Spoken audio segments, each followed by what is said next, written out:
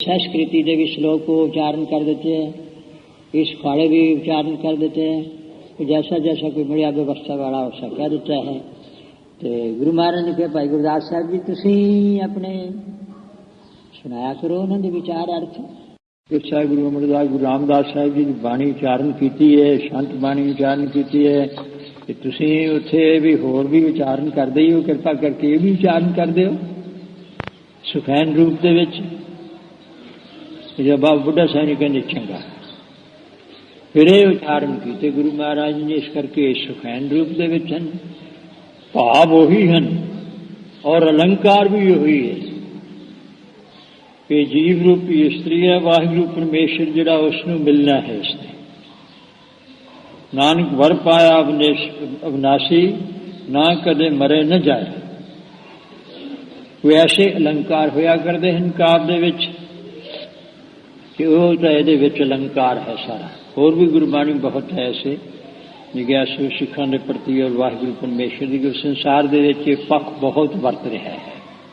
मेरा गृहस्थ मार्ग है पति सती के रूप दे विच और बहुत सुंदर शोभा वाला। और जोड़े मुसलमान सूफी फकीर हैं उन्होंने कुछ होर इनू ढंग दे नाल पेश किया है। तो ये होर विलक्षणता ते अपूर्वता है,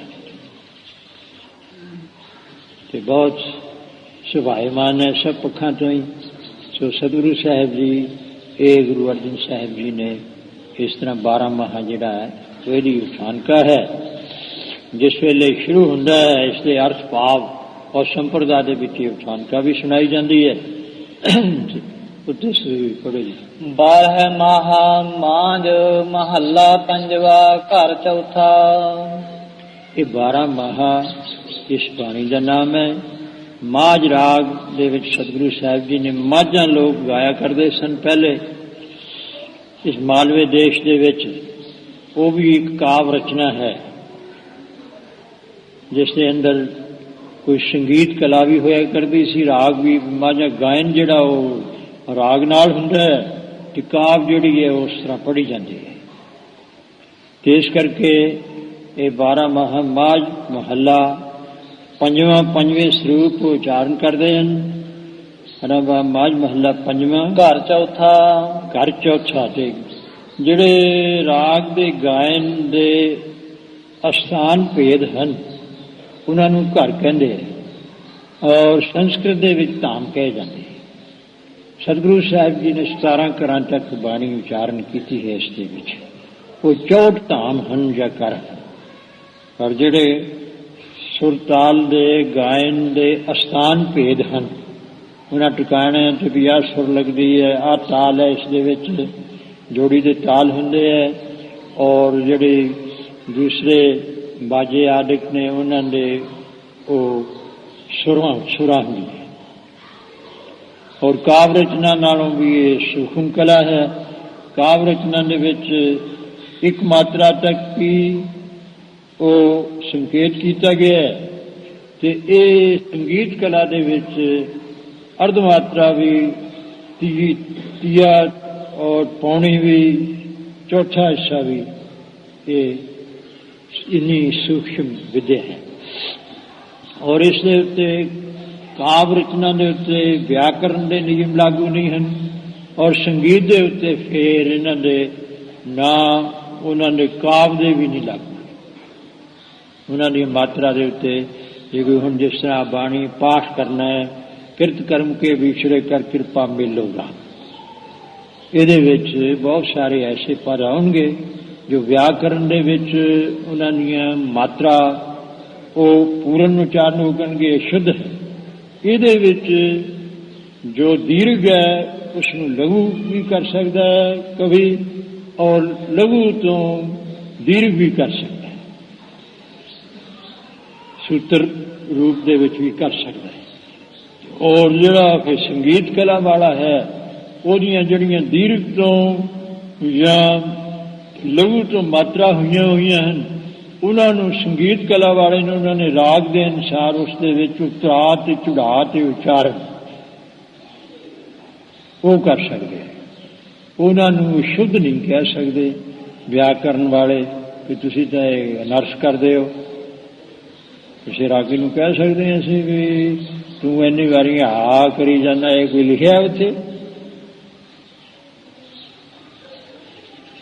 गल नहीं, पाठ इस तरह करो कि इधर उधर जब तुसी एक पंक्ति नवद्दी नूं पहला ला लेंदे, दूजी नूं दूजी, ना अर्थ वाले नूं असीं कह सकते हैं। क्योंकि वो जिहड़ी काव्य रचना है वो हमेशा जिथे जिथे उन्होंने योग्यता है गुर पिछड़ करके जिन मन में बिन में जो इसी तरह ही बनती है। तो काव्य रचना घर चौथा चौथे घर दे विच गायन की आग्या है। इन्हों एवं ना सतगुरु साहब जी ने इस वास्ते संकेत कर दिते भी एवं ने गाँदे फिरो, क्योंकि कलयुग है आपो अपने बोल कढ़न गए अपने अपने भेद उस सुराग में उस सुर ताल दे विच गायन करना है। चलो, एक ओंकार सतगुर प्रसाद। तो बाणी का हैडिंग हो गया, सिरलेख भी आ बाणी उच्चारण कर लगे हैं। हुण बाणी उच्चारण जिहड़ी है ते मंगल जरूर चाहिए। ते ओ जिहड़ा सतगुरु साहिब जी ने एक ओंकार तो लैके गुरप्रसाद तक ये महामंत्र उच्चारण किया, इसनूं महामंत्र कहते। नानक होसी भी सच तक मूल मंत्र है कि उसका ये संखेप रूप है, बहुत बारी होता है। एक ओंकार सतगुरु प्रसाद हो रागां दे विच भी जिथे कोई वो सतगुरु साहब जी थोड़े शब्द संपूर्ण करके जिवें पट्टी कहते हैं उत्थे फेर भी लिख देंगे ने, जिथे जिथे सतगुरु साहब जी की रुचि है उत्थे उस जगह पर एक ओंकार सतगुरु प्रसाद। इत्थे होर कोई मंगल नहीं सतगुरु साहब जी ने उच्चारण किया कि कोई मंगल नाम ऐसा जस जो विघ्नां नूं नाश करे। जो भी किसी का इष्ट है, उसका पैरोकार है, मुरीद है, सेवक है, उसका मंगल करेगा, उसकी सहायता मंगता है अपने इष्ट की। सो गुरु महाराज का, गुरु नानक साहब जी का इष्ट अकाल पुरख वाहिगुरु परमेश्वर है, वही गुरु है। दूजे लोगों के इष्ट वखरे होंगे, गुरु वखरे होंगे। तो गुरु साहब ने कहा भी साडा तो वही इष्ट है, वही गुरु है। क्योंकि आ हिंदू मत दे विच, मुसलमानों के मत दे विच वो कोई वो कहते जी ये पीर है साडा, गुरु है, उसे नूं बना लेंदे ने गुरु। ते दूसरे नूं जिहड़े हिंदुआं दे विच है वो तो हरेक किसी नूं माड़ा मोटा भी कोई गलबात होवे उहनूं गुरु कहंदे हैं। ना सतगुरु नानक साहब जी ने कहा वही गुरु है साडा, सो गुरु हमारा। और गुरु गोबिंद सिंह महाराज ने याद अंते के अवतारा सोई गुरु संजू हमारा। और सिखां नूं भी कोई होर गुरु कि उहदे कोल पिछों अगली पीढ़ी चलूगी ना, वही गुरु है, वह ही लड़ फड़ाया है। खालसे के टाइम सतगुरु साहब ने जो अखीर ते फिर जी शिक्षा गुरु दिंदा है, वो गुरबाणी है, अकाल पुरख वाहिगुरू तो ही गुरु नानक साहब दसों पातशाही है उस रूप तो प्रगट हुए है, तो बाणी भी उत्थे प्रगट हुई है। इस करके एको स्वरूप है।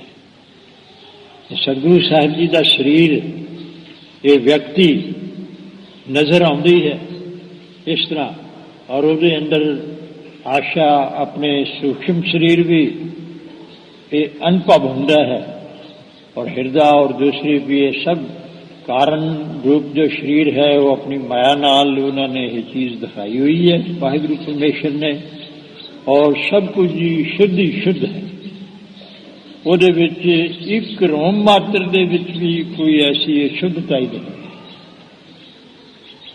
और गुरु नानक साहिब जी के परम पावन स्वरूप तो सब जितने भी तुर्कन जो हिंदू है, सब जितनी भी सृष्टि जिथे भी गुरु नानक साहिब जी ने चाहा भी इन्होंने सही बोध हो जाए, और जिथे भी बोध कराया वो सब कहते खुदा है। सतगुरु साहब जी ने इन भुलेखियां दूर कर दिया। सतगुरु साहब जी ने कहा भी नहीं, शरीर खुदा नहीं है और सूक्ष्म शरीर खुदा नहीं है, और कारण शरीर माया भी खुदा नहीं, खुदा खुदा ही है। और परम पावन स्वरूप है। ये तो उस वाहिगुरु की खेड है और माया नाल ये सारी अपनी इच्छा नाल खेड कर माया को शक्ति कहो, अज्ञान कह दो। सो इसका वाहिगुरु परमेश्वर का हुण ये विचारां तां बहुत विस्तार दे नाल वधिए कोई किसी चीज़ का किसी पक्ष तो अंत नहीं आउंदा, किसी विचार का भी। तो हुण यह है कि जिहड़ा मरीज है और दुखी है तो उहदे वास्ते दवाई चाहिदी है। कहते छेती दवाई दिओ, जिहड़ा जख्मी है उसकी मलम पट्टी करो और उसकी सुरत ठिकाने होवे तो फिर गलबात कोई होर विचार भी हो जाऊगी। सो ये सतगुरु साहब जी भी हमें करके असी एक ओंकार सतगुरु प्रसाद इत्थे चलिया सी भी ये मंगल है जिहड़ा विघ्नां दा नाश करे। ऐसा वाहिगुरु परमेश्वर की सिफत सलागा ओनू मंगल कहंदे है। ते ओ 4 प्रकार का हुंदा है। वो वस्तु निर्देश रूप मंगल और आशीर्वादात्मक मंगल ते आत्मिक चिंतन रूप मंगल और नमस्कारात्मक। सही कर्म ऐसे है वस्तु निर्देश, नमस्कार, आशीर्वाद और आत्मिक चिंतन। आत्मिक चिंतन रूप मंगल बहुत घट इसकी वरतों होंदी है और तिन्हां दी वधेरे वरतों होंदी है। वस्तु नाम है किसी वस्तु का चीज का। सो इस जगह के उत्ते वस्तु पदार्थ कहो, वस्तु कहो। अगे कई बार निर्णय हो चुके हैं सूक्ष्म तो सूक्ष्म के पदार्थ के वस्तु के नहीं। जैसे वस्तु गोचर पाई उसे आत्मा ने कहा और वस्तु परमेश्वर ने भी कहा। तो वो निर्देश निर्विशेष करके जिहड़ा उसका देश वो वाले इशारा या कीर्तन भगती वो सरगुण ते निर्गुण है। तो ऐसा उन्होंने नमस्कार जिसदे विच होवे, दंडौत बंदन ननकबार ते ओ है नमस्कार आत्मक। ते आशीर्वाद आत्मक जिहड़ा कोई मुखी है अगे शिक्षा देने वाला या पढ़ाने वाला या संगत दे विच ओ या दूसरे जिहड़े हैगे ਉਹਦੇ सत्संगी उन्होंने वास्ते कोई मंग मंगनी विच मंग भी महाराज पूरी करो भी असीस होगी तो फिर ही आशीर्वाद जी आशीर्वाद दो। ये आत्मिक चिंतन जिहड़े ने वो आत्मा प्राप्त परमात्मा की अभेदता रूप चिंतन जिहड़ा है प्रत्यक्ष करके उसमें कहा जाता है। सो एक ओंकार सतगुरु प्रसाद। इस दे विच सतगुरु साहब जी संखेप रूप एक जो वाहिगुरु परमेश्वर है अद्वैत स्वरूप है, सारे का प्रकाशक है ते सत ते गुर चेतन ते प्रसाद आनंद स्वरूप है, विशेष रूप है दसदा ते नाल इस दे विच सलेख रूप अलंकार और अर्थ होने करके एक ओंकार सतगुरु प्रसाद। यो वाहिगुरु परमेश्वर जिहड़ा है प्रकाशक है, वो सत स्वरूप है, तिन्ने कालों में नाश नहीं हुंदा है और वही गुरु है साडा, उसकी कृपा नाल। जैसे हरबिंद जीओ रागी सिंह वैराग में शब्द पढ़ते सी और गुरु नानक साहब जी ने उस सब तो पहला राग आरंभ करने विच श्री राग दे विच मुक्ति का मंदिर उसरा भी इन्हां चीज़ों वालों इतना तर तीव्र तम वैराग हुए भी किसी चीज़ की लोड़ नहीं। एनी वाहिगुरु परमेश्वर से श्रद्धा विश्वास और एनी इच्छा कि कोई चीज़ की लोड़ नहीं है। जिससे कोई पति बढ़ती स्त्री अपने पति तो बिछड़ी हुई, वो कोई राजा है महाराजा है, वो कहे भी तू सोना ले ला, चांदी ले ला, हीरे जवाहरात ले ला, होर चीज़ां ले ला, मंदिर ले ला, तो ये वो कहते मैनू तो इन्हां दी कोई लोड़ नहीं, मैनू तो तेरी लोड़ है। जिहड़ा वो तो सुख है इन्हां चीज़ां विच है नहीं, जो ना होवे पति घर महाराजा होवे तो कोई सुख भी नहीं है, क्योंकि ना संतान का सुख है ना ऐसे ही वाहिगुरु परमेश्वर तो बिना जिहड़ा परम पावन सुख है चीज़ां धोखा देने वालियां हैं और नाश रूप हैं। ये सारी समग्री जिन्नी एक कलयुग की समग्री है। कलयुग ने ही आके कहा भी तुसीं आ चीज़ां लै लो। मैं सतगुरु साहब जी ने मत देख पूला सानू सिक्ख्या दी है जिहड़ा तर तीव्रतम वैराग वाला जिग्यासु तुम जिग्यासु है, ओदी ये व्यवस्था ओदे वास्ते सानू कहा भी ऐसी व्यवस्था बनाओ, फिर वाहिगुरु परमेश्वर जिहड़ा ना वो बड़ी छेती मिलेगा। जिहड़ा ना मिलन का कारण है कईयां नूं छेती या होर उन्हां दे वैराग विच, प्रेम विच, अभ्यास विच, शरधा विच, विश्वास विच ये घाटां हुंदियां एक दूजे नालों। ते कईयां दे हुंदे भी पिछले जन्मां दा इकट्ठा कीता हुंदा है, उन्हां नूं फिर छेती इस जगह ते चानण हो जांदा, कईयां नूं ज़्यादा मेहनत करनी पैंदी है। एक ओंकार सतगुर प्रसाद यो हर बिन जियो जल बुल जाओ, मैं अपना गुरु पूछ देखियो।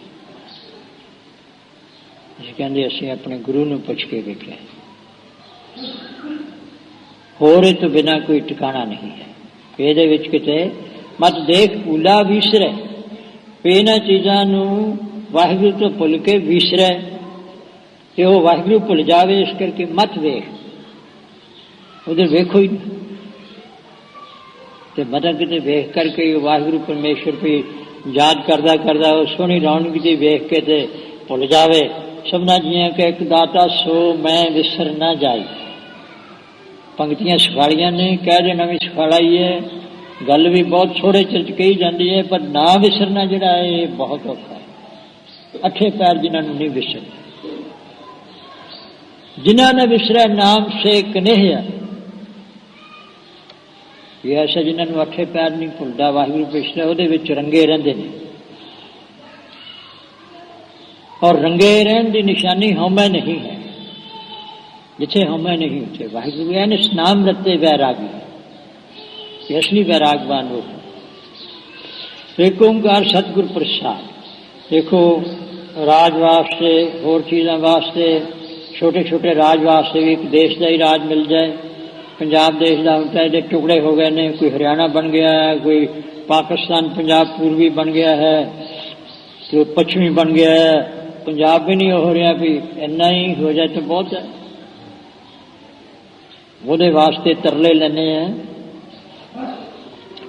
तो फिर चलो भी होर सूबे का यूपी भी ना रल जाए, क्यों कहते जे होवे ना इत्थों तो ला के तो फिर ओ तक साडा होवे खालिस्तान, दूजे पहाड़ों तक पौंटे साहब तक गल्लां ही करी जाते हैं।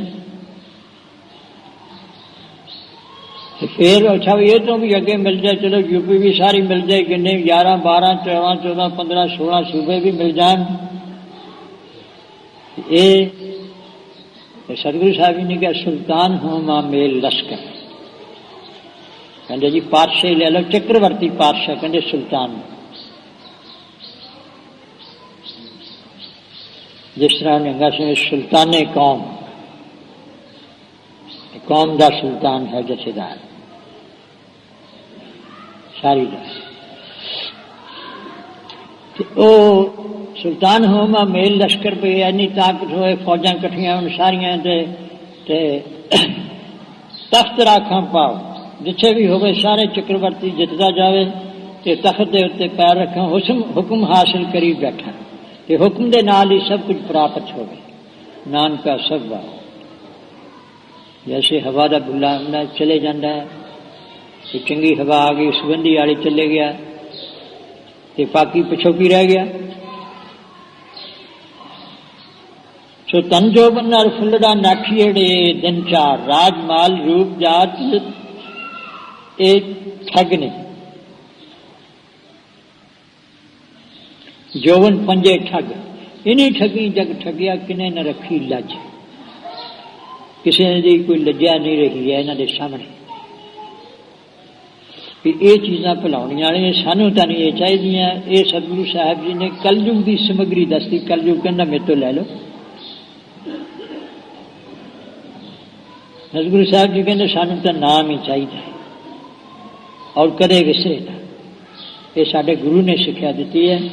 ते आप नहीं गुरु बनते, वो गुरु ने सिक्ख्या दी है। ठीक वही स्वरूप श्री अस्मान कृपा तुमरी कर मैं न कहो सब तोहे बखाने, वही कह रहे हैं, सिखन का निश्चय है। ਉਹੀ ਬੋਲ ਰਿਹਾ ਨੇ, ਤੇ ਵਿਆਪਕ ਸਰੂਪ ਦੇ ਅੰਦਰ ਵੀ ਸਭ ਜਦੋਂ ਜ਼ਰੇ ਜ਼ਰੇ ਵਿੱਚ ਹੈ ਉਹੀ ਹੈ। मैंने कहो सब तो है बखाने। और असली सिद्धांत अपना विलक्षण करने वास्ते पाए कहे जब ते तुमरे तब ते तू आंख तेरे नहीं आने। राम रहीम पुराण कुरान रामचंद्र जी की कथा लिखी है, इस वास्ते भी समझ आ जाए। ये रामचंद्र जी करोड़ा ने और कृष्ण करोड़ा ने, ते उस दे विच किते भुल ना जाओ तुसीं असली रब तो। ये ਉਹਦੇ बनाए हैं, ਉਹਦੀਆਂ शक्तियां ਦਿੱਤੀਆਂ ਹੋਈਆਂ ਨੇ। और ਉਹ ਵੇਖਿਆ ਉਹਨਾਂ ਨਜ਼ਰ ਨਾ ਆਵੇ ਬਹੁਤ ਆਏ ਬੁਢਾ। ਸਿੱਧਾ ਨੂੰ ਕਿਹਾ ਸੀ ਨਹੀਂ ਉਹਨਾਂ ਦੇ ਚੇਲੇ ਬਣਦੇ, ਅਸੀਂ ਤਾਂ ਰੱਬ ਦੇ ਹੀ ਚੇਲੇ हैं, ਉਹਨੂੰ ਆਦੇਸ਼ ਕਰਦੇ हैं। ਸੋ ਇਹ ਸਤਿਗੁਰੂ ਸਾਹਿਬ ਜੀ ਨੇ ਭਾਈ ਵਾਹਿਗੁਰੂ ਪਰਮੇਸ਼ਰ ਦੇ ਲਲ ਲਾਇਆ ਇੱਕ ਓਂਕਾਰ ਸਤਿਗੁਰ ਪ੍ਰਸਾਦ ਦੀ ਉਹਦੀ ਕਿਰਪਾ ਦੇ ਨਾਲ ਹੀ ਇਹ ਸਭ ਕੁਝ ਜੋ ਉਚਾਰਨ ਹੋ ਰਿਹਾ ਹੈ ਉਸੇ ਦੀ ਕਿਰਪਾ ਹੈ। ਇਹ ਮੰਗਲ ਕਰ ਦਿੱਤਾ ਸਤਿਗੁਰੂ ਸਾਹਿਬ ਜੀ ਨੇ। ਅੱਗੇ ਜੀ ਕਿਰਤ ਕਰਨ ਕੇ ਵਿਛੜੇ ਕਰ ਕਿਰਪਾ ਮਿਲ ਹੋ ਰਾਮ। ਇਹ ਤਾਂ ਵਾਹਿਗੁਰੂ ਪਰਮੇਸ਼ਰ ਦਾ ਐਸੇ ਹੀ ਰਾਮ ਰਹੀਮ ਪੁਰਾਣ ਕੁਰਾਨ ਅਨੇਕ ਕਹੇ ਮਤ ਤੇ ਪੁਰਾਣਾ ਵਾਲੇ ਵਿਆਹ ਸਾਧਕ ਬੜਾ ਉਹਨਾਂ ਦੇ ਵਿੱਚ ਇੱਧਰ ਉੱਧਰ ਉਹਨਾਂ ਨੇ ਖਿਲਾਰਾ ਜਿਹਾ ਖਿਲਾਰਿਆ। ਕਿਸੇ ਨੂੰ ਜਿਸ ਨੂੰ ਵੀ ਦੇਵਤੇ ਨੂੰ ਲਿਆ ਉਸੇ ਨੂੰ ਕਾਰਨ ਰੂਪ ਕਰਕੇ ਸਿੱਧ ਕਰ ਦਿੱਤਾ। ਅਨੇਕ ਕਹੇ ਮਤ ਇੱਕ ਨਾ ਮਾਨਿਓ, ਅਸੀਂ ਨਹੀਂ ਇੱਕ ਨੂੰ ਵੀ ਮੰਨਦੇ। ਤੇ ਸਿਮਰਤ ਸ਼ਾਸਤਰ ਵੇਦ ਸਭ ਤੇ ਸਿਮਰਤੀਆਂ ਸ਼ਾਸਤਰ ਨੇ ਵੇਦ ਜਿੰਨੇ ਵੀ ਇਹ ਸਾਰੇ ਹੈ ਸੋ ਵੇਦ ਬਹੁਤ ਭੇਦ ਕਹੇ, ਬੜੇ ਆਪੋ ਵਿੱਚ ਹੀ ਭੇਦ ਕਹਿ ਰਹੇ ਨੇ। ਹਮ ਇੱਕ ਨਾ ਜਾਣੇ ਸ੍ਰੀ ਅਸਮਾਨ ਕਿਰਪਾ ਤੁਮਰੀ ਕਰ। ਇਹ ਇੱਥੇ ਸਿਧਾਂਤ ਕੱਢ ਦਿੱਤਾ ਅਖੀਰ ਨੇ ਸਤਿਗੁਰੂ ਨੇ। ਤੇ ਕ੍ਰਿਸ਼ਨਾ ਅਵਤਾਰ ਦੇ ਵਿੱਚ ਫਿਰ ਮੈਂ ਨਾ ਗਣੇਸ਼ਾ ਪ੍ਰਥਮ ਬਣਾऊं, कृष्ण विष्णु कब हूं ना त्याग। ऐसे ने भी कृष्ण ने भी किया और लोगों ने भी कृष्ण दी तो क्या बात है। ऐसे कोई थोड़ी जी शक्तियां या होर गुप्त हो के गुप्त प्रगट होए वैसा जा बना दे, थोड़ी जी रचना करके बना दे जिमें कृष्ण ने ग्वाले बनाते हो ओनू रब मनन लग पे। दसम पातशाह ने कहा बिन करता न कीर्तन मानो आद जो न जाए विनाशी ते परमेश्वर जानो।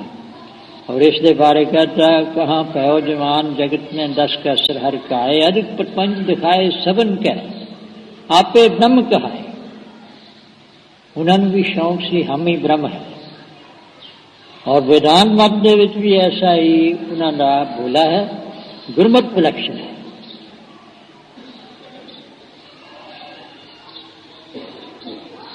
और हृदय ज्ञान मुख भक्ति वर्तन का राग है। और कारण वाहिगुरु परमेश्वर है। थोड़े थोड़े सूक्ष्म ऐसे भेद हैं। सो एक ओंकार सतगुरु प्रसाद ये सतगुरु साहब जी सरबतर नूं सिक्ख्या दे रहे हैं। सानू सिक्ख्या देने वास्ते ही है। ये सब वासना तो जड़ा है कि खन्यों तिखी वालों निकी एक मार्ग जाना भगतां दी चाली रीति जड़ी है। गुरसिख मीर चलो गुरचाली भगती करने वाले जिहड़े सिक्ख्या लैके भगत है गुरमुख जिन्होंने विकार मट के चित शांत और भजन सिमरन है संत है। जिन्होंने असाध नूं साध लिया है वो साधु भी है। जिन्होंने जीवी इसकी एकता की विचार पर विवेकी है। तो ये सतगुरु साहब जी ने सारे ही और भाई गुरदास साहब जी ने चंगी तरह निर्णय कर देते हैं। ते तंता योग भाई गुरमुख आप माई भाई जो इस मार्ग के उत्ते संगतां दे विच कथा वार्ता सुनते हो और इन्हां विचारां नूं दृढ़ कीता है। कोई भी महात्मा है या बड़ा महापुरख होया है वो पहला साध संगत पहला हुई किसी साधु महात्मा ने गुरमुख की फेर ही होया। ये गुरु की शरण लई है कमाई करके होया। इस करके साध संगत की जड़ी है वो पहले दर्जा शुरू होता है। फिर गुरु एक ओंकार सतगुरु प्रसाद किरत कर्म के विछड़े। हुण इस जगह तो उसे नूं पहला मंगल हुंदा है। इस दे विच आशीर्वाद रूप मंगल है, मंग है अपने वालों या गुरु साहब सानू जाच दसदे ने पिओ बेनती करो क्योंकि जो अनजान आदमी वो कहते जी सातों तो अरदास भी नहीं करनी आती, बेनती भी नहीं करनी आती, कृपा करके कहते लो, वो भी थानू दस देंगे और अपने द्वारा दसते हैं। जिस तरह सानू पढ़न लगे कि सतगुरु साहब जी ने तो नहीं उत्तम बगते, जिस तरह असीं पढ़िए तो सानू ये प्रतीत होवे मैं बेनती करता है सारे। और ठीक ऐसे ही है, जो असीं बाणी पढ़ते हैं तो असीं अपने वालों भी ये साडे वालों बेनती करते महाराज किरत कर्म के विछड़े कर कृपा मिलो। हुण कर्म जिहड़े है जीव हमें करके है, जदों हमें दा जीव दा इहदी होंद बनी है वो वाहिगुरू नूं पता है, और किसी नहीं पता है। या करता सृष्टि को समष्टि और वैसी तौर पर किसी नूं नहीं भेजा, या करता सृष्टि को साजे आपे जाने सोई। तो कहते जी कहते इस तरह हो इसने एक नानक आखन सबको आखे, एक एक सियाणा कही तो सारा ही जाता कोई।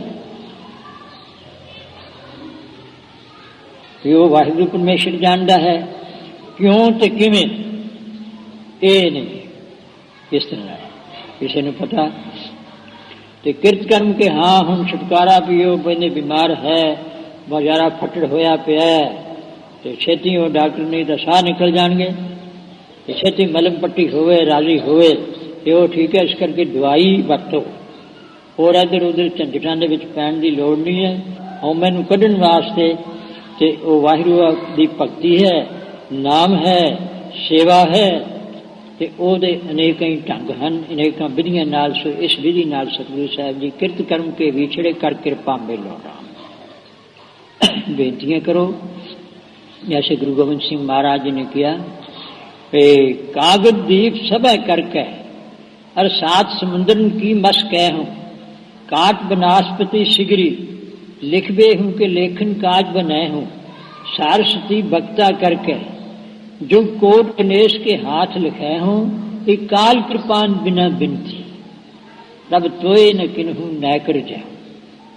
ये बेनतियां तो बिना, उसकी सिफ सलागा तो बिना ते ओ वाहिगुरू परमेश्वर नूं नहीं प्रसन्न कर सकते। असीं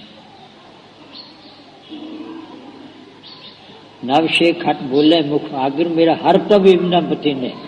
9 व्याकरण है, 6 शास्त्र है, 6 वेद दे अंग, 9 छे खट, फिर बोले मुख आगर, एन जबानी याद हो, एडा विद्वान हो। मेरा वाहिगुरू नहीं हो दे सारे बनाए हुए ने, एक बनाए ने संख ग्रंथ मुख वेद पाठ। ये तो हिंदू मत अनुसार वेद बन गए, ऋषि बन गए, पुराण बन गए। तो होर मत ईसाइयां ने आया थोड़े दुनिया से किन्ने लखां पताल आकाश ने, किन्ने ग्रंथ ने, किन्ने गया तो सारे उसे ने बोध दिता है। करोड़ों ही ब्रह्मे ने, वो नहीं इस तरह भी चल माड़े जे ज्ञान ना कोई कह रहे मैं बड़ा ज्ञानी है, मैं बड़ा विद्वान है, मेरा हर प्रभु बिना पति ने। वो वाहिगुरू परमेश्वर जन नानक सद हिरदे ध्यावो, ਉਹਨੂੰ सदा ही प्रेम भावना ਦੇ ਨਾਲ चित्त ਦੇ ਵਿੱਚ चेते रखिए। किरत कर्म के विछड़े पे महाराज ਅਸੀਂ ਹਉਮੈ करके ਜਿਹੜੇ ਕੀਤੇ कर्म उलट पुलट, जिवें ਉਹ मूले की गल सी ਉਹਦੇ ਤਾਂ ਇੰਨੀ गलती हुई तो सातों तो पता नहीं। जे ਤਾਂ समुद्र सागर नीर भरिया ते अगुण मारे, दया करो कश्मीर पावो डुबदे पत्थर। इस करके बेनतियां ही सारियां सतगुरु साहब जी दसते हैं। सो गुरबाणी पढ़नी, सिफ सलागा बिचे बेनतियां सब कुछ आ जाता है। पर पढ़े प्रेम नाल और विचार के पढ़े, सत संतोख विचारो और सच ते कायम होके, संतोख ते कायम होके। फिर जिवें कोई बूटा लाउंदा है फलां वाला, ਉਹਦਾ ख्याल रखता है, ਉਹਦੀ संभाल रखता है, ਉਹਦੇ नियम ने भी इनू खाद पानी है, पानी देना है, तो फिर इनू फल फुल लगणगे। इस तरह सच ते कायम होवांगे, संतोख कायम होगा, नाल विचार होगी तो फिर फल लगणगे, नहीं तो नहीं। नहीं तो मनुखा शरीर एवं जाएगा बिरछ वांग। किरत कर्म के विछड़े के महाराज साढ़े ऐसे जिहड़े हौमे दे विच कीते कर्म हैं, उन्हां करके असीं विछड़े हुए हैं। साढ़े नालों कर कृपा मिलो राम। हे वाहिगुरू आप कृपा करके साडे ताईं मेल लवो। चार कुंट दैस भ्रमे थक आए प्रभ के साम। ते कईयां ने कई एक मनुखा दे विच नहीं समझ है। इत्थे पता लगता है गुरु साहिब तो भी कई जन्म पाए कीट पतंगा, कई जन्म गजमीन कुरंगा, या फिरत बहुते युग हारे हो, जो भी लंघ गए लखां बारे करोड़ां बरे हो गए मानस दे ले। फिर किते वारी आई है। चार कुंट दै दिस परमे चारे उत्तर पूर्व पश्चिम दिशा हन ते उन्हां दीआं 8 उपदिशा हन। 4 उपदिशा होर 8 हो गई, एक उपरली एक हेठली दिशा। चार कुंट दै दिस परमे, ऐसे ही 4 कुंट मन बुद्ध चित्त अहंकार अंतस्करण कहो, हिरदे दे कहो, और दसो दिशा जी इंद्रियां इन्हां दे विषयां दे विच पै के भरमना किड़ा के जूना प्रत्यक्ष स्थूल रूप हो जांदियां ने, उन्हां दे विच भरमदे रहे हां। थक आए प्रभ के साम। ये वाहिगुरू परमेश्वर असीं तां हार हंब के आप जी दी शरण विच आ गए हां। ते दुधा ते बाहरे ते साडी तां हालत यही जी है हुण कि जिस तरह कोई बाणियां दी गऊ रखी होवे ते ਉਹ ਦੁੱਧ ਦੇਣੋਂ ਹਟ ਜਾਏ, ऐसा कोई कारण बन जाए हमेशा ਲਈ, ਤੇ ਉਹਨਾਂ ਦੇ ਕੀ ਕੰਮ ਹੈ? ਤਿੰਨ ਦੁੱਧਾਂ ਤੇ ਬਾਹਰੀ ਕਿਤੇ ਨਾ ਆਵੇ ਕੰਮ, ਤੇ ਉਹਨਾਂ ਦੇ ਫਿਰ ਉਹ ਕਿਸੇ ਵੀ ਕੰਮ ਨਹੀਂ ਆਉਂਦੀ। ਜਲ ਬਿਨ ਸਾਖ ਕੋਮਲਾਵਤੀ। ਇਸ ਤਰ੍ਹਾਂ ਹੀ ਸਾਡੀ ਜਿਹੜੀ ਇਹ ਬੁੱਧੀ ਹੈ ਇਹ ਗਊ ਵਾਂਗ ਹੈ, ਤੇ ਇਸ ਦੇ ਵਿੱਚ ਜਿਹੜਾ ਉਪਦੇਸ਼ ਲੈ ਕੇ ਸਤਿਗੁਰੂ ਸਾਹਿਬ ਜੀ ਦਾ ਨਿਸ਼ਕਾਮਤਾ ਦੇ ਨਾਲ ਕਮਾਉਣਾ ਇਹ ਦੁੱਧ ਹੈ। ਜੇ ਉਪਦੇਸ਼ ਲੈ ਕੇ ਨਿਸ਼ਕਾਮਤਾ ਨਹੀਂ ਆਈ ਤੇ ਉਹਨੂੰ ਕਮਾਇਆ ਨਹੀਂ, ਤੇ ਫਿਰ ਦੱਸੋ ਬੁੱਧੀ ਕਿਹੜੀ ਕੰਮ ਦੀ ਹੈ? ਹੋਰ ਪਾਸਿਆਂ ਵਿਚਾਰਾਂ ਵਿੱਚ ਦੁਨੀਆ ਦੇ ਵਿੱਚ ਲੱਗੀ ਰਹੀ, ਜਾਂ ਇਹ ਕਾਮਨੀ ਜੀਵ ਰੂਪੀ ਇਸਤਰੀ ਇਹ ਤਿੰਨ ਦੁੱਧਾਂ ਤੇ ਬਾਹਰੀ ਕਿਤੇ ਨਾ ਆਵੇ ਕਾਮ, ਉਹ ਕਿਸੇ ਵੀ ਕੰਮ ਨਹੀਂ ਆਉਂਦੀ ਉਹਨਾਂ ਦੇ।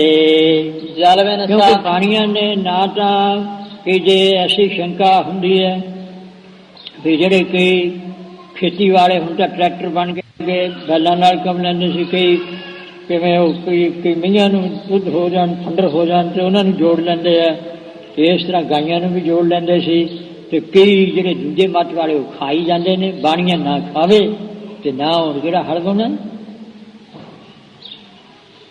ਇਸ ਤਰ੍ਹਾਂ ਹੀ ਜਿਹੜਾ ਬਾਣੀ ਪੜ੍ਹਨ ਵਾਲਾ ਹੈ ਉਹ ਬੁੱਧੀ ਜਿਹੜੀ ਹੈ ਉਹਦੇ ਉਸ ਤਰ੍ਹਾਂ ਦੀ ਕੀ ਕੰਮ ਹੈ? ਚਲੋ ਕਿਤੇ ਨਾ ਆਵੇ ਕਾਮ, ਉਹ ਕਿਸੇ ਵੀ ਕੰਮ ਨਹੀਂ ਆਉਂਦੀ। ਜਲ ਬਿਨ ਸਾਖ ਕੋਮਲਾਵਤੀ। ਹੋਰ ਦ੍ਰਿਸ਼ਟਾਂਤ ਦਿੰਦੇ ਵੀ ਚੰਗੀ ਤਰ੍ਹਾਂ ਸਮਝ ਜਾਈਏ। ਜਿਹੜੇ ਸਾਡੇ ਵਰਤੋਂ ਚੀਜ਼ਾਂ ਆਉਂਦੀਆਂ ਉਹਨਾਂ ਨੂੰ ਉਹ ਉਦਾਹਰਨ ਕਹਿ ਦਿਓ। ਦ੍ਰਿਸ਼ਟਾਂਤ ਦੇ ਜਣਾਉਣ ਵਾਲੇ ਬਚਨ ਜਿਹੜੇ ਉਹਨਾਂ ਨੂੰ ਉਦਾਹਰਨ, ਉਹ ਦ੍ਰਿਸ਼ਟਾਂਤ ਬੋਧਿਕ ਬਚਨ ਉਦਾਹਰਨ। ਤੇ ਜਲ ਬਿਨ ਸਾਖ ਕੋਮਲਾਵਤੀ, ਜਲ ਤੋਂ ਬਿਨਾਂ ਕਹਿੰਦੇ ਖੇਤੀ ਹੈ ਬੀਜੀ ਹੋਈ ਤੇ ਉਹਨੂੰ ਪਾਣੀ ਨਾ ਦੇਵੋ ਤੇ ਉਹ ਕੁਮਲਾ ਜਾਂਦੀ ਹੈ।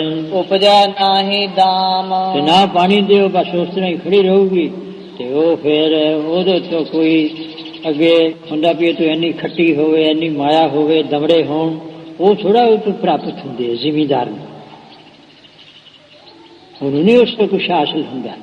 ਤੇ ਉਹ ਮਹਾਂਪੁਰਸ਼ ਦੱਸਿਆ ਕਰਦੇ ਸੀ ਵੀ ਉਹ ਸੰਤ ਵੱਡੇ ਪਿੰਡਾਂ ਵਾਲੇ ਟਕਸਾਲ ਮੋਢੀ ਹੋਏ, ਉਹ ਕਹਿੰਦੇ ਭਾਈ ਦਾਮ ਨਾਮ ਰੱਸੀ ਦਾ ਵੀ ਹੁੰਦਾ। ਜੇ ਕਿਸੇ ਦੀਆਂ ਵੇਲਾਂ ਲਾਈਆਂ ਹੋਣ ਨਾ ਤੇ ਫਿਰ ਉਹ ਅੱਗੇ ਜਾ ਕੇ ਪਹਿਲਾਂ ਵੇਲਾਂ ਸੂਤ ਕੱਤਦੀਆਂ, ਰੱਸੀ ਸੂਤ ਕੱਤਦੀਆਂ, ਫਿਰ ਉਹਨਾਂ ਨੂੰ ਫੁੱਲ ਲੱਗਦੇ ਆ ਤੇ ਫਿਰ ਅੱਗੇ ਫਲ ਲੱਗਦੇ ਆ।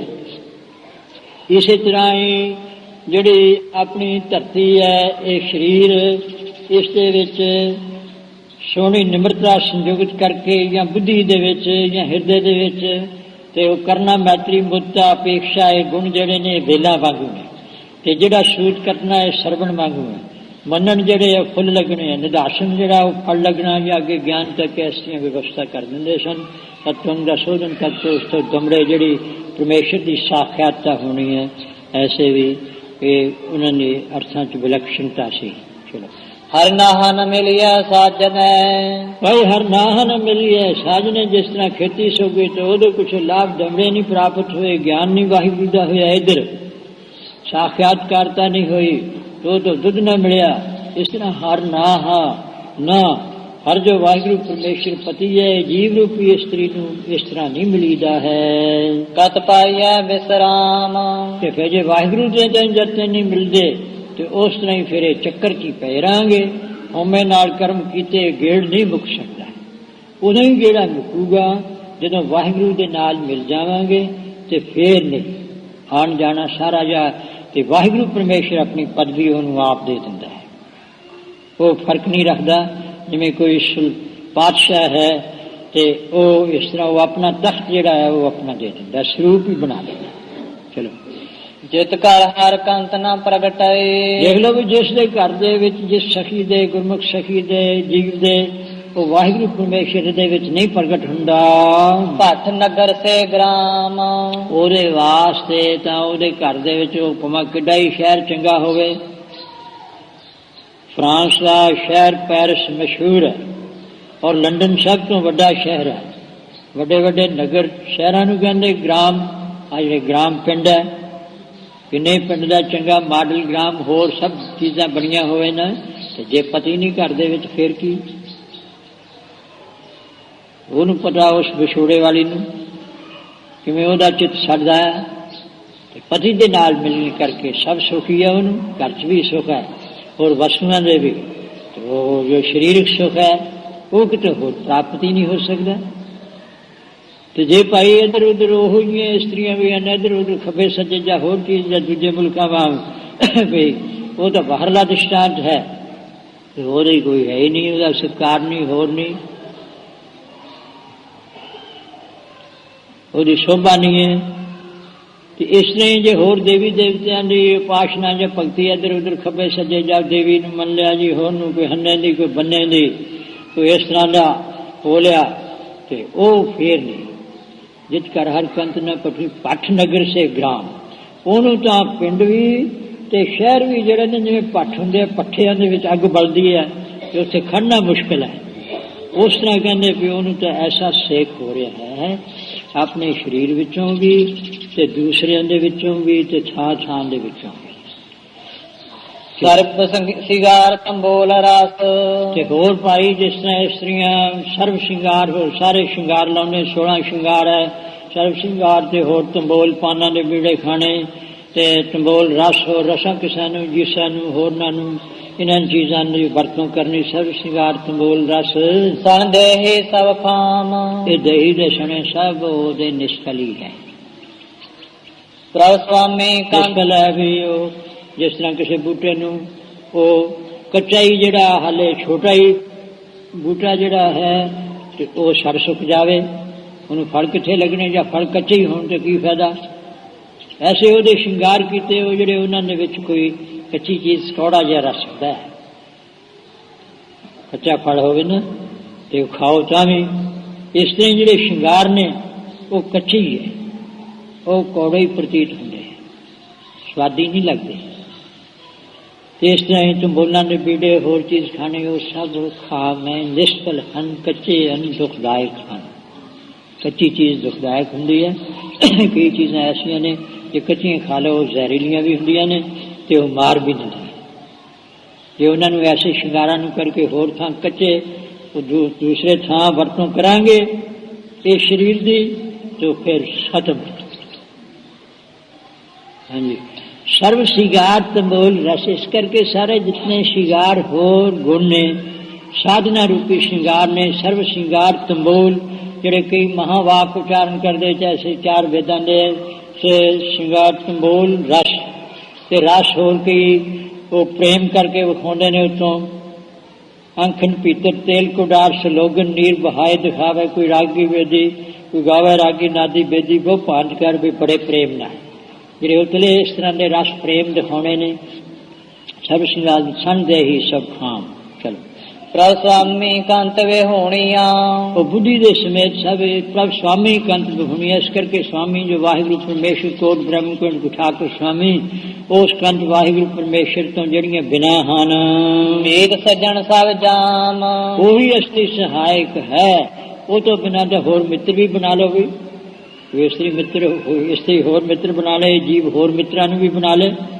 ਮੇਦ ਸੱਜਣ ਤੇ ਮਿੱਤਰ ਹੁੰਦਾ, ਮੀਤ ਸੱਜਣ ਤਿੰਨ ਦਰਜੇ ਕਈ ਵਾਰੀ ਇਸ ਦੇ ਗਿਣਦੇ ਹੈ ਕਿ ਇੱਕ ਤਾਂ ਕਿਸੇ ਨਾਲ ਪ੍ਰੇਮ ਕਰਨਾ ਜਾਂ ਉਹਦੀ ਸਹਾਇਤਾ ਕਰਨੀ, ਉਹਨੂੰ ਸਹਾਇਤਾ ਕਰ ਦੇਣਾ।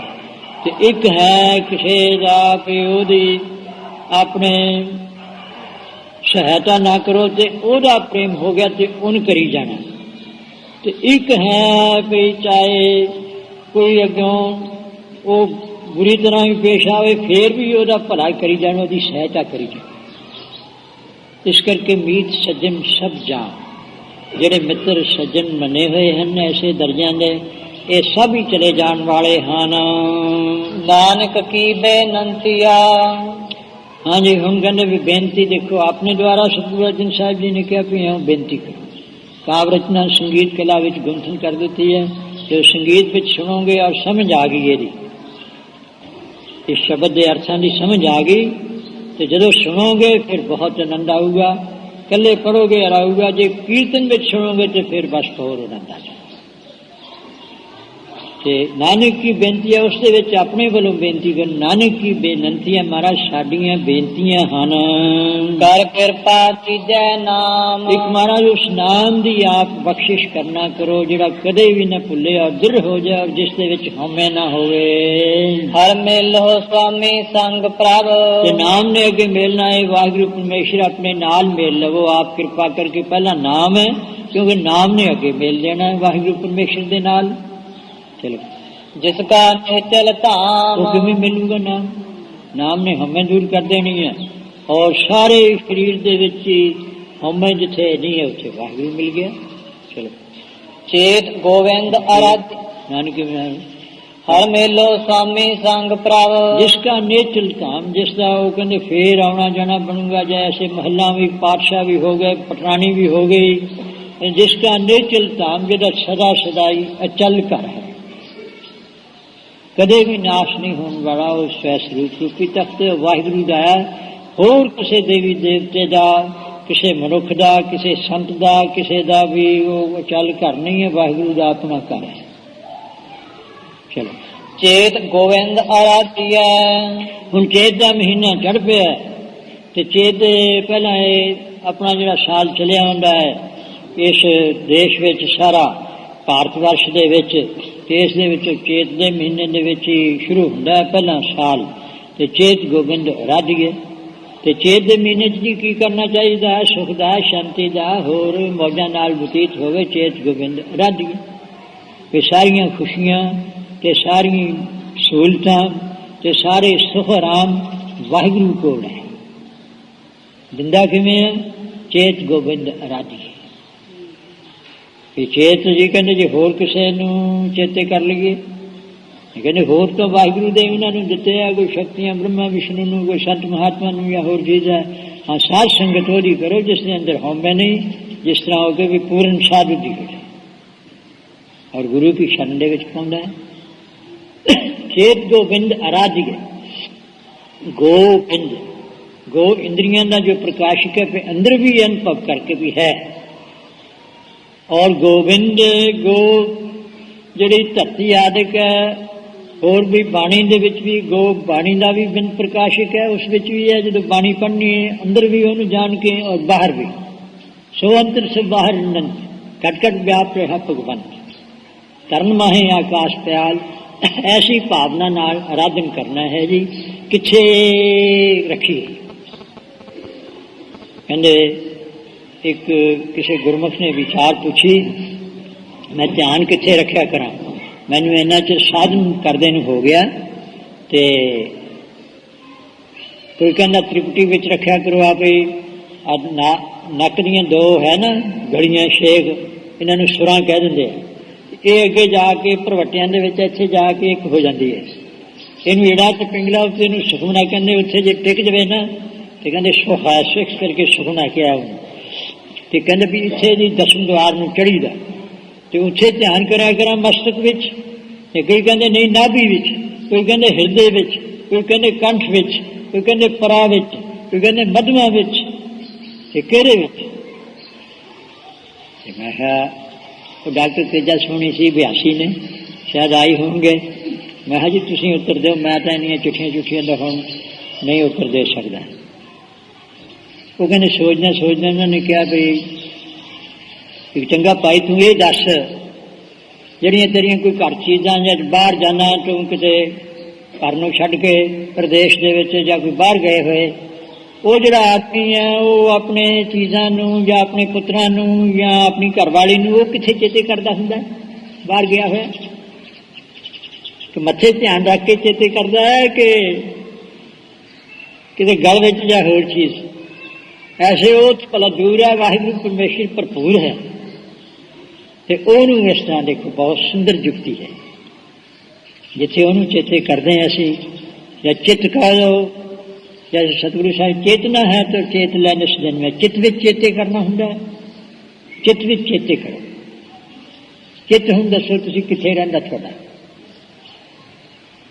किसी बांह च रहिंदा कि मत्थे च रहिंदा है कि धुनी च रहिंदा है जां किसी खट चक्रां विच रहिंदा है, वो चेते विच। इस करके जिहड़ा चेता है वो ऐसी ज्ञात कला है, और बुद्धि भी ऐसी ज्ञात और मन भी ऐसी ज्ञात कला है, जानन वाली एक शक्ति है, समझण वाली है, उस दे विच चेते करो।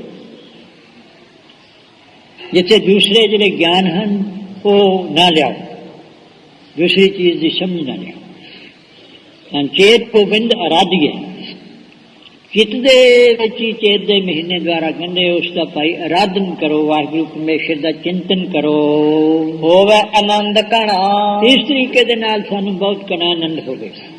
कि चित्त टिकदा नहीं जी, बाणी च नाम च नहीं टिकदा जी, अरस नहीं टिकदा, भज जांदा भी इक्को दिन थोड़ा टिक जाऊगा। जिस तरह सतगुरु साहब जी सिक्ख्या दिंदे हैं कि जिहड़े पाप इकट्ठे होए ने विक्षेप रूप इन्ने इन्ने जुगां दे, ते ਉਹ ਪਹਿਲਾਂ ਮਿਟਣਗੇ ਤੇ ਫੇਰ ਹੀ ਚਿੱਤ ਟਿਕੂਗਾ। ਉਹਨਾਂ ਨੇ ਕਿੱਥੇ ਟਿਕਣ ਦੇਣਾ। ਇੱਕ ਦਿਨ ਦਾ ਬਾਣੀ ਪੜ੍ਹਨ ਵਾਲੇ ਜਿਗਿਆਸੂ ਦੇ ਅੰਦਰ ਕਿਸੇ ਚੀਜ਼ ਦਾ ਫੁਰਨਾ ਵੀ ਹੋ ਜਾਏ, ਵੱਧ ਘੱਟ ਕਿਸੇ ਨਾਲ ਗੱਲ ਹੋ ਜਾਏ, ਜਦੋਂ ਬਾਣੀ ਪੜ੍ਹਦਾ ਤਾਂ ਉਦੋਂ ਹੀ ਯਾਦ ਆਉਂਦੀ ਹੈ, ਉਧਰ ਯਾਦ ਆਉਂਦੀ। ਤੇ ਸਾਡੇ ਤਾਂ ਇੰਨੇ ਜਮ੍ਹਾਂ ਹੋਏ ਹੈ।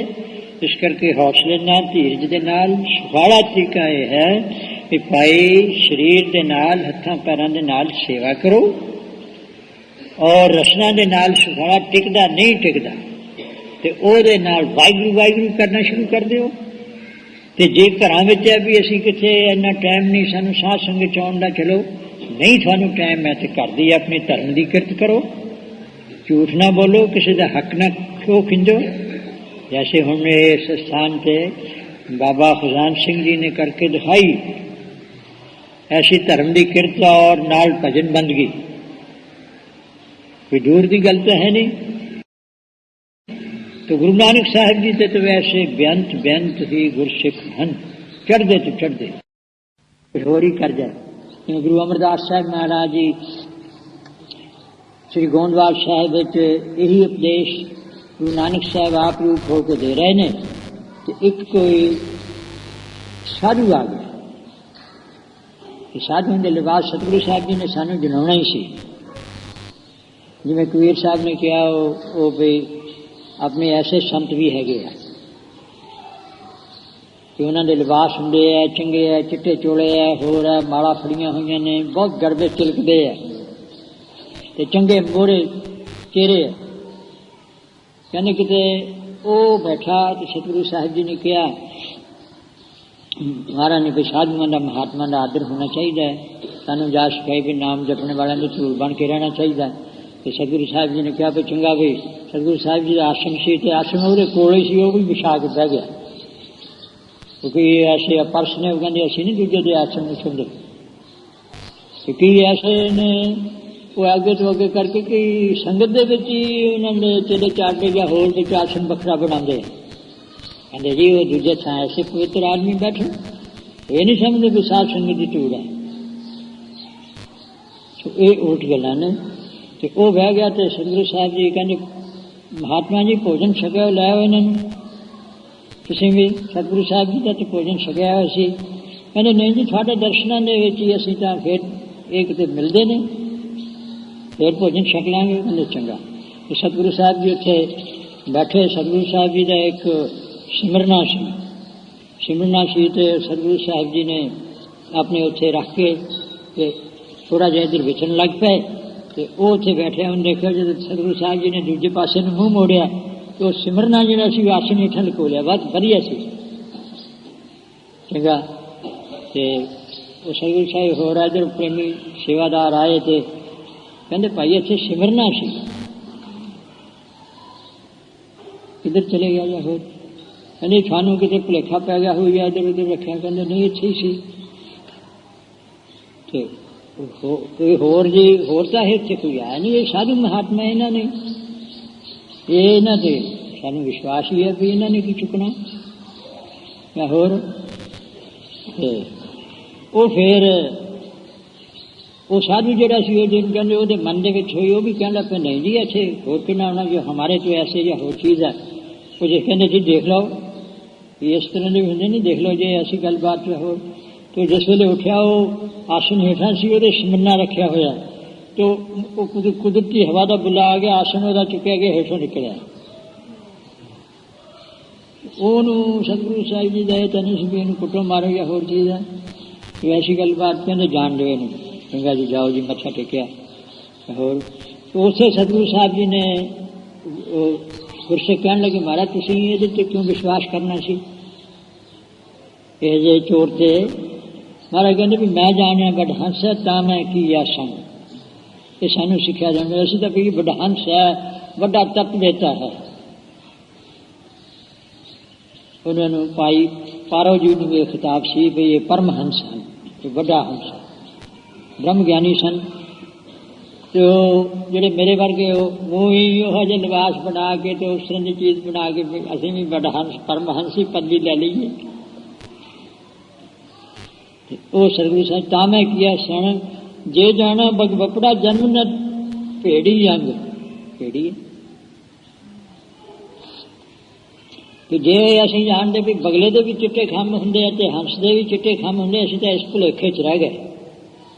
ਤੇ ਜੇ ਜਾਣਦੇ ਵੀ ਇਹ ਬਗਲਾ ਹੀ ਹੈ, ਮੱਛੀਆਂ ਟੱਡੀਆਂ ਖਾਣ ਵਾਲਾ ਹੀ ਹੈ ਤੇ ਇੱਧਰ ਉੱਧਰ ਪਦਾਰਥਾਂ ਦੇ ਖਾਣ ਵਾਲਾ ਹੀ ਹੈ, ਤਾਂ ਅਸੀਂ ਮੁੱਢ ਤੋਂ ਲਾ ਕੇ ਜਨਮ ਤੋਂ ਇਹੋ ਜਿਹਾ ਦਾ ਸੰਗ ਨਾ ਕਰਦੇ, ਆਪਣਾ ਅੰਗ ਸਰੀਰ ਨਾ ਇਹਨਾਂ ਦੇ ਨਾਲ ਮਿਲਦੇ, ਨਾ ਕੋਲ ਬਿਠਾਉਂਦੇ।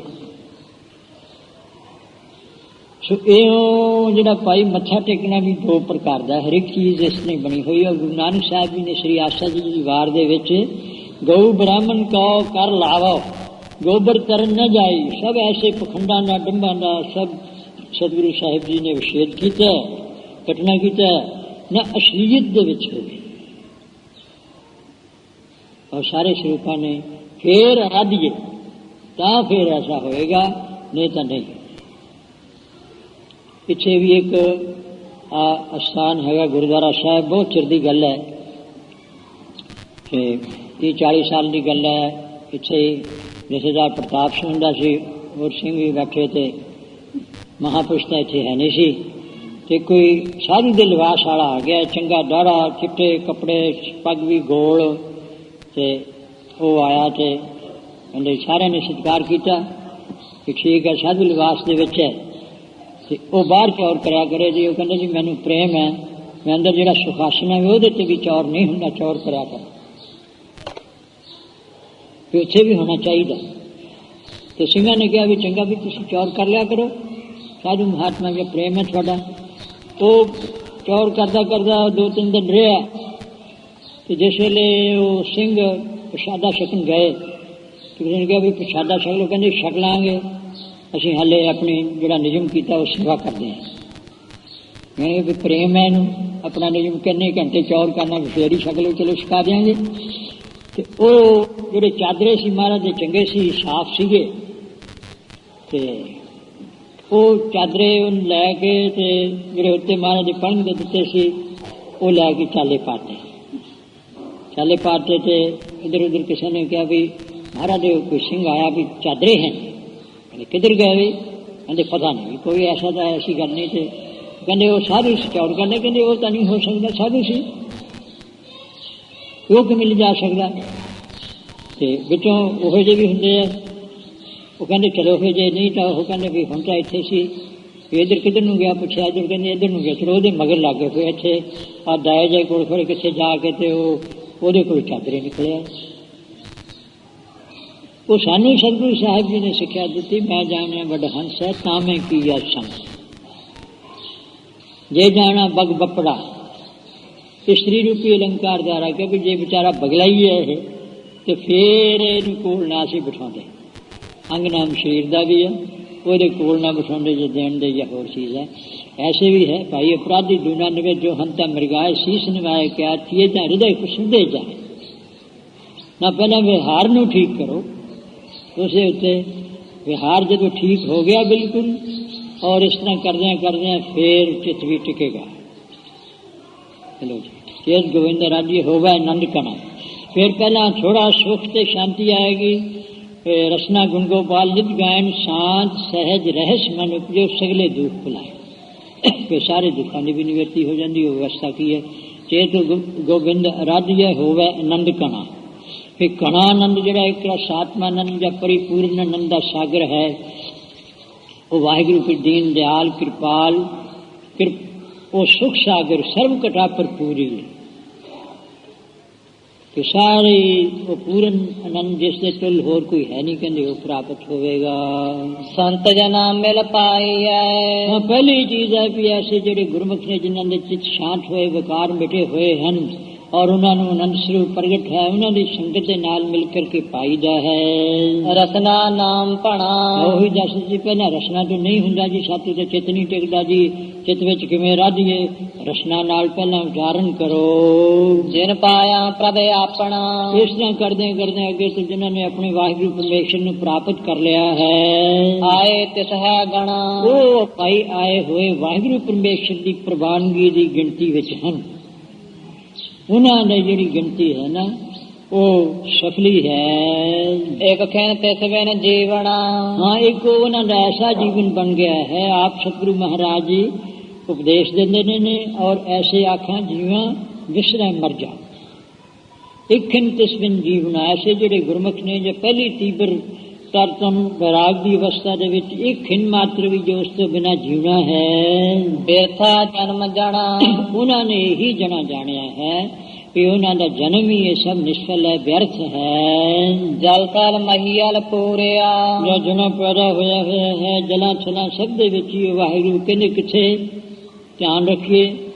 तो सिमरंत संत सर्वत्र रमण, आद पूर्ण मद पूर्ण अंत पूर्ण परमेश्वर सिमरंत संत सर्वत्र रमण, ये अखीरली व्यवस्था है। पहले जड़ियां ने वो आपे वाहिगुरु परमेश्वर जदों इस मार्ग ते चलता है और गुरबाणी है जिहड़ी जिहड़ी व्यवस्था आऊगी वो आप ही अनुभव हुंदी जाती है। फिर जदों जदों उत्थे उत्थे सतगुरु साहिब जी की कृपा दे नाल नाम विच जुड़िया पहुंचता है। जल थल मैल पूरिया रविया रविया विच बना। ते बना जिहड़े बिरश ने उन्होंने विच भी जा बिरशां दे संदान बन कह दिंदे ने। इस तरह सारे शरीरां विच भी रविया होया है। सो प्रभ चित न आवे। देखो भाई जिहड़ा जिग्यासु प्रेमी उधर लग्या है, देखो वाहिगुरु परमेश्वर मैनू चेते नहीं आ रहा अठे पैर कितड़ा दुख गणा। फिर इहदा दुख मैं किन्ना के अपना गिनती विच लियावां या विचार करां। जिन्नी राव्या सो प्रभु। हाँ, जिन्होंने उस वाहिगुरु परमेश्वर नूं मन बाणी शरीर करके अठे पैर ही खिन मात्र विसन नहीं दिता। तिन्ना भाग मणा। जिन्होंने उच्चारण किया उन्होंने तो भाई मणा मुंह या श्रोमणी भाग हन। हर दर्शन कौ मन लोचदा। हाँ, ये तो सिमरन बाणी उसका आराधन है। जो होमे दूर हो जाए तो फिर दर्शना की भी बेनती करनी है। नानक फल रूप है हर दर्शन को मन लोचदा। साडा तो मन वाहिगुरु के दर्शना नूं चाहुंदा है। नानक प्यास मना। सतगुरु अर्जन साहब जी कहने भाई यूं बेनतियां करो, ये वाहिगुरु परमेश्वर, ये साध संगत जी, ये गुरु महाराज साडे मन दे विच प्यास है, इच्छा है, जिग्यासा है। चेत मिलाए सो प्रभु। हाँ, चेत के महीने दे विच सतगुरु साहिब जी कहते उस वाहिगुरु परमेश्वर नूं जिहड़ा मिला देवे तिसका पाए लगा। उसदे चरनी लगे। जिहड़ा मिला देवे उस वाहिगुरु नूं परमेश्वर मिलाउण वाले कौन ने? कोई सतगुरु साहिब जी मिलाउण वाले ने। जैसा सतगुरु सुनींदा तैसो ही मैं गीठ विछड़िया मेले प्रभु हर दरगे का विष। कहते कि साध संगत भी है, जिथे साध संगत का दर्जा पहला है उन्होंने विचार दसनी है कि गुरु महाराज बुलाने वाले ने। तो सतगुरु साहब जी ने कहना भाई ये साध संगत कराया करो यह जे गुरमुखां दी जिन्होंने गुरु की शरण लगी हुई है। वो सहायक हैं इस दे विच उन्हां दी, क्योंकि कुछ कुसंगियां ने संगत तो विघ्नकारी है। जिहड़े गुरमुख गुणा वाले उन्होंने वेख के रीस होवेगी और गुण आउणगे। ਉਹਦੇ ਵਿੱਚ, ਕਿਉਂਕਿ ਹਰ ਵੇਲੇ तो सतगुरु साहिब जी ਦੇ ਨਾਲ ਪਹਿਲਾਂ ਨਹੀਂ ਰਹਿ ਸਕਦਾ। ਇਸ ਕਰਕੇ ਗੁਰਮੁਖਾਂ ਦੀ ਸੰਗਤ ਦੇ ਨਾਲ ਜੇ ਜਿਸ ਨੂੰ ਧੰਤਾ ਜੋ ਕਰਨਾ ਉਹਨੂੰ ਸਤਿਗੁਰੂ ਸਾਹਿਬ ਜੀ ਕੋਲ ਵੀ ਰੱਖ ਲੈਂਦੇ ਨੇ। ਮਨ ਕਰਕੇ ਜਿਹੜਾ ਗੁਰੂ ਗੋਬਿੰਦ ਸਿੰਘ ਮਹਾਰਾਜ ਜੀ ਨੇ ਕਿਹਾ ਕਿ ਭਾਈ ਜੋ ਦਿਲ ਮਿਲਿਆ ਸੋ ਮਿਲੇ, ਜਿਹੜਾ ਦਿਲ ਕਰਕੇ ਸਾਡੇ ਨਾਲ ਸ਼ਬਦ ਬਾਣੀ ਨਾਲ ਮਿਲ ਗਿਆ ਉਹ ਮਿਲਿਆ ਹਮੇਸ਼ਾ, ਔਰ ਸ਼ਰੀਰਾਂ ਨਾਲ ਮੇਲ ਕਦੇ ਨਹੀਂ ਗਿਆ। ਇਸ ਕਰਕੇ ਗੁਰੂ ਸ਼ਬਦ ਹੈ, ਸ਼ਬਦ ਕੀ ਹੈ? ਸ੍ਰੀ ਗੁਰੂ ਗ੍ਰੰਥ ਸਾਹਿਬ। ਇੱਕ ਸ਼ਬਦ ਸ਼ਬਦਾਂ ਦਾ ਸਾਗਰ ਹੈ, ਗੁਰ सागर रत्नी भरपूर है। रतन गुरु का शब्द है, ये नाल भरपूर है, समुंदर रूप हैं। सतगुरु महाराज आप ही जोड़ा शब्द के नाल चित जोड़ता, शब्द के नाल चित जोड़ने करके वाहिगुरु चेते आउंदा है। वाहिगुरु चेते आउण दे नाल उस दे विच ध्यान लगता है, ध्यान के नाल फिर उत्ते वस्तु प्राप्त हो जाती है। इस करके चेत मिलाए सो प्रभु तिसके पाए लगा, उसके चरनी लगिए। वो वाहिगुरु ने भी गुरु स्वरूप वही गुरु नानक साहिब जी ने तो पहली अवस्था वो साध संगत के गुरमुखां दी है। सो विचार करते हैं जो भुल्लां हुई या त्रुटियां रह गई, आप तो चढ़ते गुरमुख अनुभवी कमाई वाले भी सब तरह ही सेवा सिमरन दे विच वध तो वध हो। सो क्षमा करनी और गरीब नवाज कृपा करन कि ये जन्म दे विच सफलता बख्शन, अपने चरणों में निवास बख्श। हर दर्शन का मन लोचदा, नानक प्यास मना। चेत मिलाए सो प्रभु तिसका पाए लगा। वाहिगुरु जी का खालसा, वाहिगुरु जी।